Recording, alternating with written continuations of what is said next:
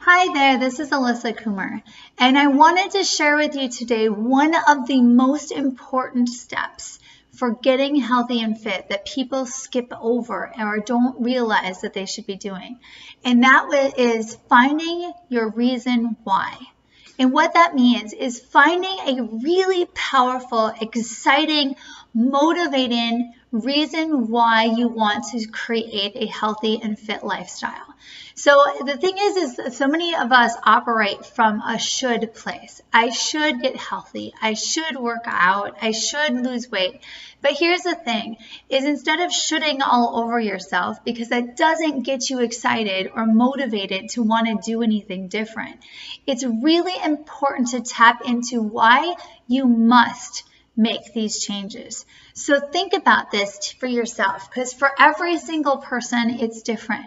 My why, my powerful why, I actually create two of them. I create myself a short-term why, and then I create myself a long-term why, as far as long-term in the future.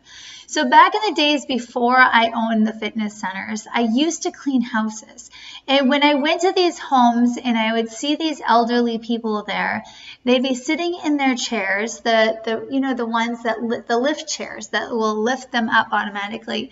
And they'd be sitting there and they would be watching TV with their walker in front of them, with snacks around them and a drink from the loved ones who helped them. And they just wouldn't do anything. They were so sedentary and they had just lost all ability to be mobile. And then I would go from doing that job to the YMCA at the time, and I would work out there with this fitness class. And in the front row, there was this group of women who were all in their 70s and 80s. And I'll tell you, there was one that was 85 years old, and she could outlift me. And so I was always pushing myself to be able to beat her one day. And what I thought in my head in that moment is, wow, like I can perfectly see two paths right now. One path is when I don't prioritize my health and fitness and I just allow myself to just step into the sedentary lifestyle and not caring about what I put into my body as far as food and nutrition and drink. And just go with, the standard American lifestyle, which is really not that active. Or I could shift into a different reality and a different path, and I could be someone who is in my 80s, who is outlifting people who are in their 30s, which I was at that time. And I'm going to hold on to that because that is the life I want. What I see in my future is I want to be climbing mountains and going hiking and scuba diving and going dancing or whatever it is that I want to do to be active. I want to just be able to do that. I don't ever want to be in a position where I have to get healthy and get in shape so that I'm able to do something. If someone calls me and says, hey, you want to go hiking? Do you want to go to Denver and go to the Rockies or something like that? I can just be like, oh, yeah, let's go. Let's rock that out. Not, well, I'd like to, but I'm going to have to get in shape first. I didn't ever want to step into that perspective. So that is my why.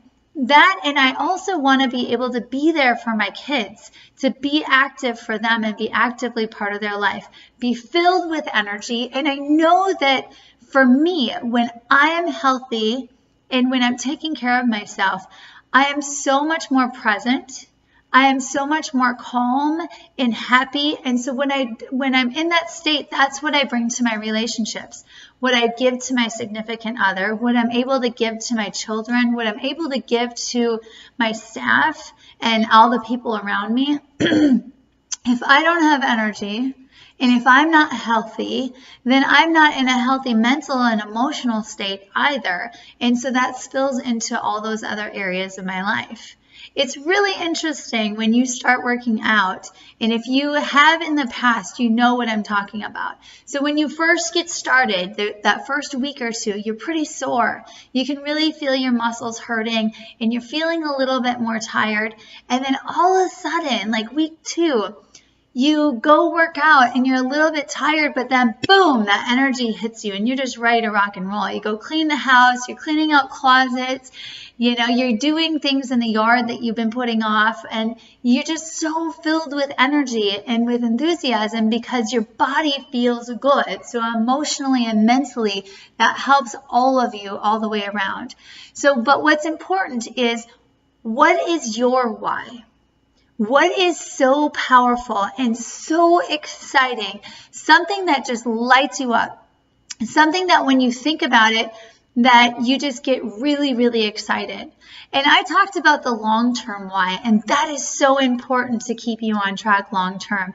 But for me, long-term, it's easy to say, well, you know what, because I want to be healthy in my 80s, I can skip my workout today because that's not really that important.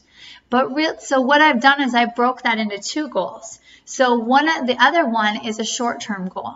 So I find anything that I can use as my reason why short-term, whether it's a birthday party or it's like a big one, not just any old birthday party. For me, I just celebrated my 40th birthday, so that was a big one. Whether it is a vacation, maybe it's a class reunion, maybe there's a wedding in your family. Think about something short-term.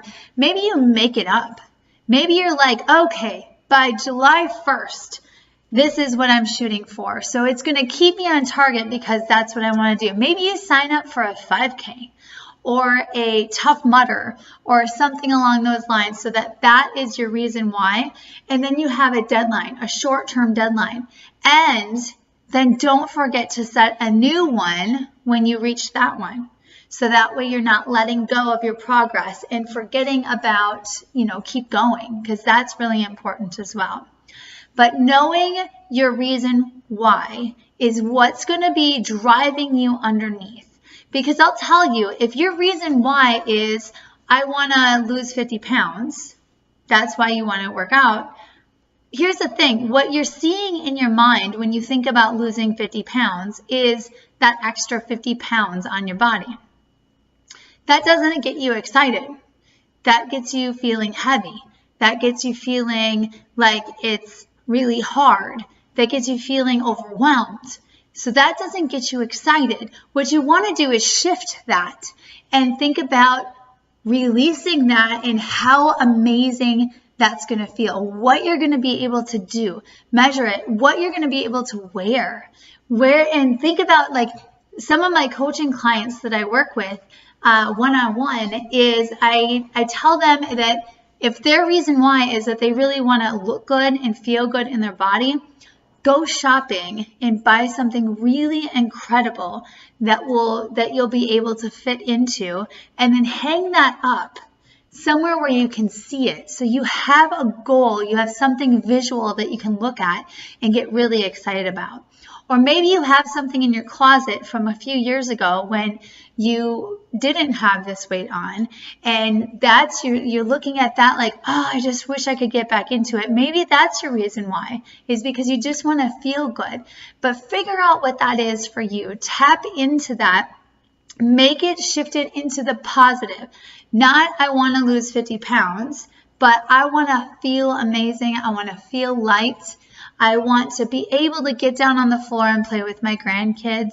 I want to be able to go for a hike if someone asks me. Whatever that is for you, that's important to you, that's what you need to focus on, my friend. I am really excited that you're joining us on this journey, and I know that you're going to be extremely successful. This is your time, my friend. Have an amazing day.